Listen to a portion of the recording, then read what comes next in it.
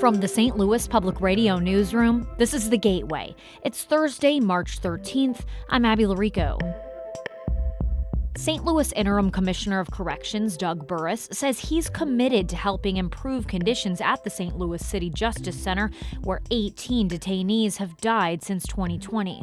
He says his empathetic approach to jail reform is what sets him apart. I know that there are people that are in that jail, and in every jail, that if I would have grown up in their families, I would be sitting exactly where they're at. Hear more about Burris's priorities coming up after this news on The Gateway. St. Louis will no longer have local control over its police department. The Missouri legislature has passed a bill that places the department under the control of a governor-appointed board. STLPR's Sarah Kellogg reports. Through the legislation, the department would be under the control of a 6-person board. The mayor would serve on the board, as well as 4 resident commissioners and a non-voting member. The commissioners must be residents of St. Louis for at least 2 years before their appointment. They must also be confirmed by the Senate. Democrats from St. Louis repeatedly stood up to speak against the legislation, including Representative Lacretia Wimbley. I find it incredibly insulting that we keep having conversations about St. Louis without St. Louis being in the room. Now that the legislation has passed both chambers, it now goes to Governor Mike Kehoe, who has made state control of the department an early priority in his administration. In Jefferson City, I'm Sarah Kellogg, St. Louis Public Radio. The Missouri House has passed a bill creating an open enrollment program for the state's public schools. The legislation creates an opt-in program where schools can choose to accept students who live outside their district. Schools that do decide to participate do not have to add teachers, staff, or classrooms to accommodate transfer students. While schools can opt in if they want to gain students, they cannot stop students from leaving. However, districts can restrict the total outgoing number of students to 3% of the prior school year's enrollment.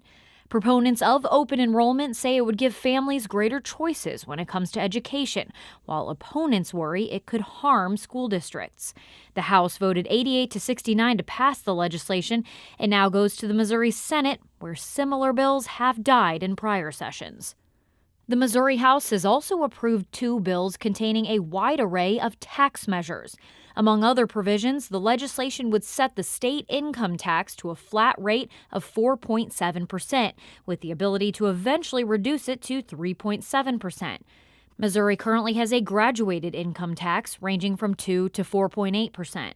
The estimated cost to the state is almost $1.3 billion.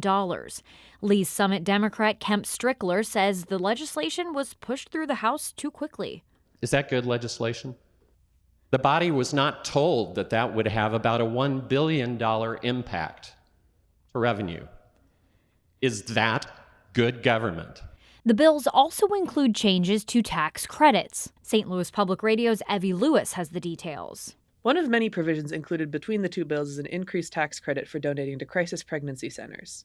Supporters of these centers say they increase options for pregnant women, while critics say they mostly advocate against abortion. Currently, donors to these centers can claim a 70% tax credit. The bill would increase that to 100%. St. Louis Democrat Steve Butt said during debate on the bill that crisis pregnancy centers were being privileged above other programs that benefit from tax credits, such as food banks. There is no sunset. There is no cap. These are huge concessions that basically no other tax credits get. Both tax bills now go to the Senate. In Jefferson City, I'm Evie Lewis, St. Louis Public Radio. The Missouri Senate has approved a bill allocating nearly $2 billion to fund the state government through the rest of this fiscal year. The allocation now goes to the governor's desk for approval. The legislature passes a supplemental budget like this every year.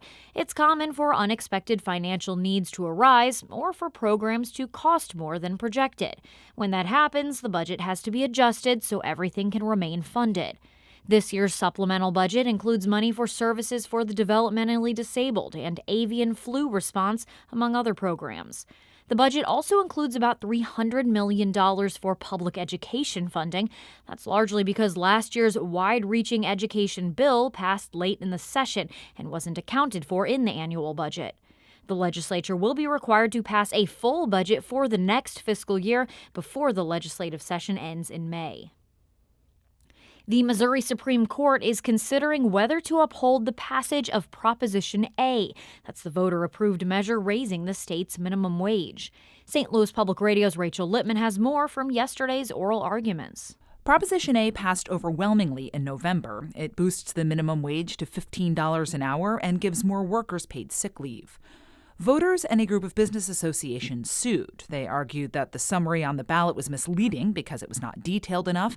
They also said the summary of the fiscal impact was incomplete. An attorney for the challengers, Mark Ellinger, says those two things combined are enough to order a new election. A voter only gets to see what's in front of them. That's what they vote on. State officials and supporters of Proposition A say the challengers have shown no evidence that voters were deceived. The court will rule at a later date. I'm Rachel Littman, St. Louis Public Radio. A Missouri State Democratic senator is pushing an incentive aimed at creating more residential units in downtown St. Louis. State Senator Steve Roberts is sponsoring a tax credit program to convert commercial buildings into primarily residential spaces. The St. Louis Democrat says the tax credit could be especially helpful to redeveloping the AT&T building and the Railway Exchange building, two downtown St. Louis structures that city leaders are targeting for redevelopment. Downtown is just such a gem, and if we're able to get more folks living down there, more foot traffic, it's more likely that crime will go down, and we can really see a revitalization of our downtown and main streets. Roberts was a guest on Politically Speaking. You can listen to his interview by going to STLPR.org or wherever you get podcasts like this one. KDHX is seeking a loan from a chain of Christian radio stations. St. Louis Public Radio's Jeremy Goodwin reports. Community radio station KDHX is seeking a loan from K-Love that would allow KDHX to keep operating as it goes through reorganization under Chapter 11 bankruptcy. The move would make K-Love its chief creditor and among the first in line for payouts. A judge still needs to approve the arrangement.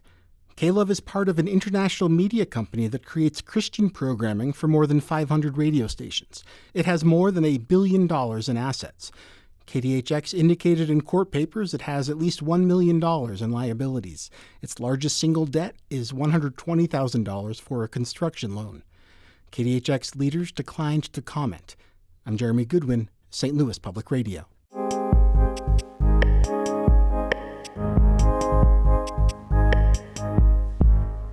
Doug Burris is the new leader of the St. Louis City Justice Center, where 18 detainees have died since 2020. Burris is credited with turning things around at the St. Louis County Jail, where 5 people died in custody in 2019. Burris sat down with STLPR's Lacretia Wimbley to discuss his plans to improve conditions at the city jail and the similarities he sees with the county jail he previously led. Both places had staff that the numbers were down significantly, and we weren't able to provide the staffing that really is needed. I'm very pleased to report that today we had 14 new officers start, which is probably the most that started in the last couple of years. And so how many are on staff now? The COs, we probably have about 108, Okay. and we need more. The other similarity is that we have over 800 people in the jail, and 1 in every 4 is on a psychiatric medication. And a lot of these people are individuals who could succeed in the community if they had the right support. A federal class action lawsuit was filed in 2022 against the city jail that is still making its way through the courts. Now, in that lawsuit, several detainees are accusing guards of macing and abusing them while they're handcuffed. One of your recommendations is the hiring of older correctional officers and that they be assigned to troubled areas. Do you believe that more experienced COs will be less likely to display such behavior? Yes, absolutely. That's one of the reasons. But I have to tell you that there's a system in place where I really don't believe that overuse of mace is a problem in the facility now. Nearly half the number of people who died in custody at the city jail lost their lives due to health problems that many jail reform advocates say could have been prevented, like some not getting access to their diabetes medication in time. What can be done to ensure people get access to medical care in a timely fashion? We're meeting with the health team twice a week where we're going over anyone that's marginal. When I was doing the reports on my investigation of the facility, I talked with every single diabetic that was insulin dependent to ensure that they were receiving proper medical care, and they were and are. And I think that working together, we're going to make things even better. St. Louis has a unique setup with its jail and the shared responsibilities between the Department of Public Safety and the St. Louis Sheriff's Office. How do you see that relationship developing during your time as interim commissioner? I've worked more significantly with the deputies than I have the actual sheriff. I've met the sheriff on 2 occasions. And I can tell you the deputies I work with have been very professional. And I think we've got an excellent working relationship with them. And I think that'll only get better as we get to know each other more. What about the Detention Facilities Oversight Board, which is tasked with holding the jail and its leaders accountable?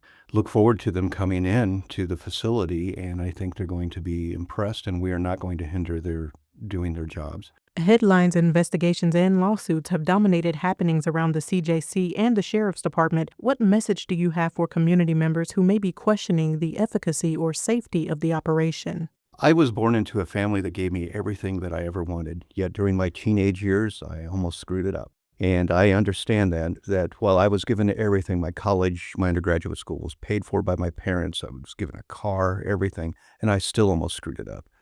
I know that there are people that are in that jail, and in every jail, that if I would have grown up in their families, I would be sitting exactly where they're at. You have a long history of working to decrease recidivism rates and improve public trust in the criminal justice system. As the interim commissioner, what are your priorities for turning things around at the CJC? I want to continue to build on programming that can prepare people to succeed in their community and avoid the criminal justice system ever again. What message do you have for people who have lost loved ones at the CJC and who are skeptical of your plans? I would say I honestly can't know their pain because I didn't experience it, but I have so much empathy for them. If you have an organization that is fully staffed with people who have empathy, you're going to have an outstanding jail and a very successful one. That was St. Louis Interim Commissioner of Corrections Doug Burris, speaking with St. Louis Public Radio's Lacretia Wimbley. Our Brian Moline edited that piece. The Gateway is a production of St. Louis Public Radio, a listener-supported service of the University of Missouri-St. Louis. Theme music by Ryan McNeely of Adult Fur. I'm Abby Larico, and from the St. Louis Public Radio newsroom, this has been The Gateway.